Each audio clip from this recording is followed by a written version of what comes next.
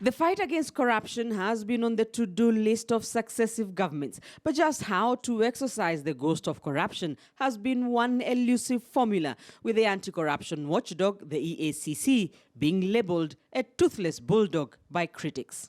Kenya began its war against graft 22 years ago. The Kenya Anti-Corruption Authority was formed with Haron Mwau as its director. But 4 years later, the authority was declared unconstitutional by the courts. With international pressure on Kenya to act on corruption, the KANU regime set up an anti-corruption police unit, a unit that did little to fight graft.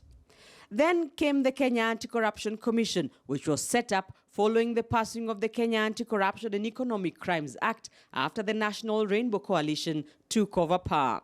Aaron Ringera was the director.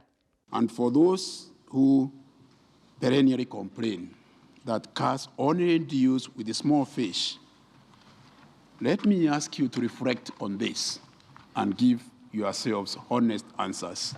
The Kenya Anti-Corruption Commission would cease to exist after the then President Mwai Kibaki in 2011 signed into law the Ethics and Anti-Corruption Commission Bill at a time when PLO Lumumba was its director.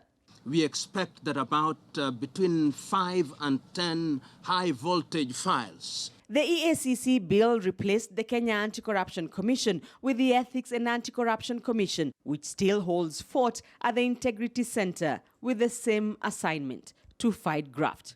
A war that the Uhuru Kenyatta administration is still trying to win. Mnataka nifanye nini jameni? That I have not done. These are the troops. I am the general. A new tag team of DPP Nurdin Haji, DCI George Kinoti, and the ACC CEO Twalib Mbarak has seen high-profile suspects being arraigned in court. Former Treasury CS Henry Rotich, former Treasury PS Kamau Thuge, Kiambu Governor Ferdinand Waititu, Samburu Governor Moses Lenol Kulal, and Nairobi Governor Mike Sonko being the latest big fish to be charged. Those dealing with the cases have told of their frustrations. Some of the frustrations which really pull us down is some of the strange orders that we receive. Other than even starting the investigation, we are stopped even before we record a statement. The renewed zeal in dealing with corruption has seen the new kids on the block get their fair share of criticism. Now the DPP we have is no longer the director of public prosecution, is director of political persecution.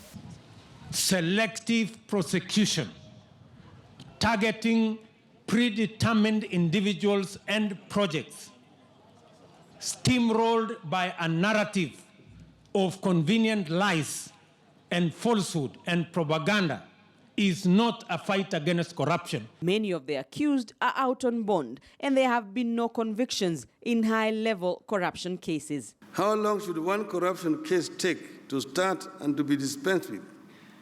Is it a year, a decade, or a generation? A puzzle yet to be solved, with the country trying to win the same war over 2 decades later.